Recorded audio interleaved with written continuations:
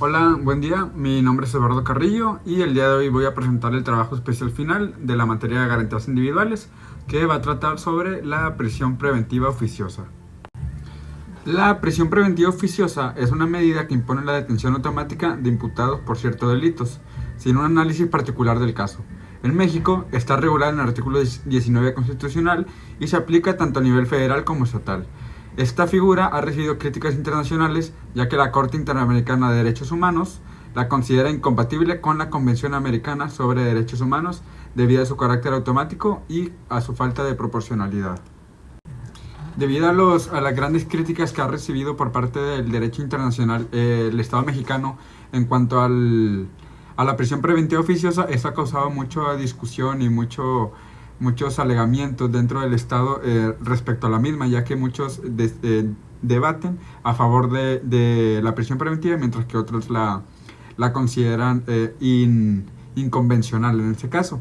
La postura de la Suprema Corte de Justicia de la Nación menciona que el Pleno de la Suprema Corte decidió suspender temporalmente el trámite de amparos relacionados con la prisión preventiva mientras establece un criterio general. Este debate interno ha incluido proyectos de ministros como Elena Batres, quienes subrayan la necesidad de brindar certeza jurídica. Por otro lado, el gobierno federal y otros estados definen la figura como esencial para combatir la impunidad. Entre los casos relevantes se encuentra la sentencia de Radilla Pacheco, que establece la obligación del control de convencionalidad, y la acción inconstitucional 130 del 2019, que limita a la prisión preventiva de los delitos fiscales. Dando seguimiento al tema de la prisión preventiva dentro del Estado mexicano, el Estado mexicano recibió 2 sanciones por parte de la Corte Interamericana de los Derechos Humanos en cuanto a la prisión preventiva. El primer ejemplo lo podemos ver en el caso de Rosendo Radilla Pacheco, que sentó un precedente en el control de la convencionalidad. La Corte Interamericana de Derechos Humanos condenó a México en 2019 por la desaparición forzada de Radilla Pacheco en 1974, atribuyendo la responsabilidad estatal y ordenando reformas estructurales. La sentencia destacó la obligación de investigar, sancionar a los responsables, reparar a las víctimas y ajustar las normas internas para prevenir detenciones arbitrarias y proteger a los derechos humanos. Otro ejemplo que podemos observar en este caso es el caso de García Rodríguez y otros. En esta sentencia, México fue condenado por violaciones relacionadas con la prisión preventiva y el arraigo.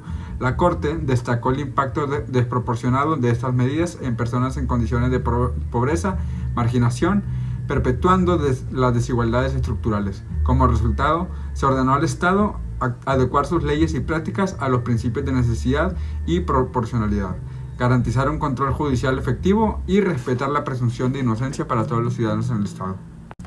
Y ya pasando a un ámbito más internacional, dentro de la Corte Interamericana o de otros organismos internacionales, pues existen estándares sobre la prisión preventiva, que en este caso la Convención Americana sobre Derechos Humanos establece que la prisión preventiva debe ser una medida excepcional, utilizada solo cuando sea estrictamente necesaria para garantizar que el acusado no evada la justicia, no represente un peligro para la sociedad ni obstaculice el proceso penal.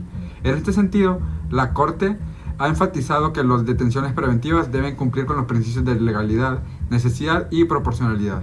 Cualquier norma o práctica que permita su aplicación automática, como la prisión preventiva, contraviene estos estándares y viola derechos fundamentales como la presunción de inocencia y libertad personal.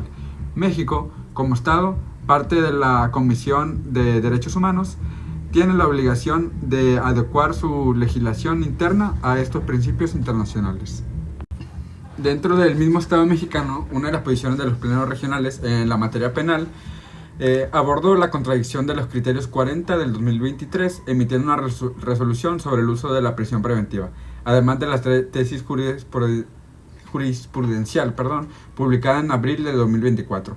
Establece que los jueces deben conceder suspensiones provisionales para revisar medidas cautelares en un plazo de 48 horas, promoviendo el uso de alternativas menos restrictivas. En este caso, lo que habría que hacer para proponer una medida cautelar como otra alternativa en lugar de la prisión preventiva, se sometería a un juicio.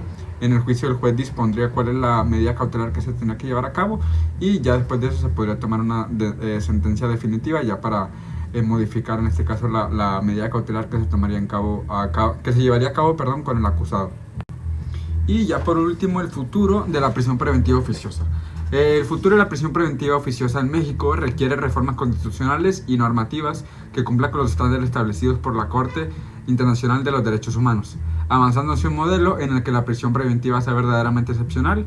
Sin embargo, persiste una tensión política entre el compromiso con los derechos humanos y los argumentos de la seguridad nacional. En ese contexto, el control de convencionalidad juega un papel fundamental para garantizar la protección de los derechos humanos, permitiendo la inaplicación de normas que resulten convencionales. Por mi parte sería todo, y este fue el trabajo final de la materia de garantías individuales, y muchas gracias por su atención.